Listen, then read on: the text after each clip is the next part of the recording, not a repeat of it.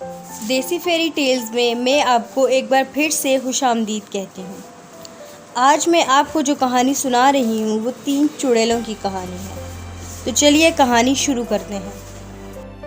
पुराने वक्तों की बात है कि किसी एक दूर दराज इलाके में 3 चुड़ैलें एक साथ रहती थीं। उन 3 चुड़ैलों के मिजाज अलग अलग थे।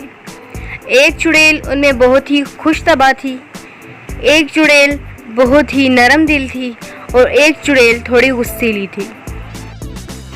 एक दिन उन चुड़ैलों को एक खत मौसूल हुआ। वो खत शहजादी की सालगिरह का दावतनामा था, जिसमें गुस्सैली चुड़ैल के अलावा दोनों चुड़ैलों को मदऊ किया गया था। गुस्सैली चुड़ैल को ये सुनकर बहुत गुस्सा आया और वो गुस्से में तपने लगी।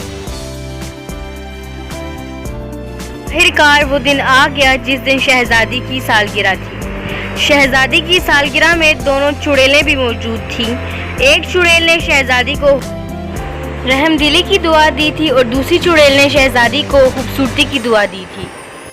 अचानक वहाँ पर गुस्सैली चुड़ैल आ गई और उसने वहाँ पर मौजूद तमाम लोगों को 100 साल तक सोते रहने की बद्दुआ दे दी। देर के बाद जब गुस्सैली चुड़ैल का गुस्सा ठंडा हुआ तो उसे यह एहसास हुआ कि उसने गुस्से में आके गलत कर दिया है। ओह, ये तो मैंने गलत कर दिया।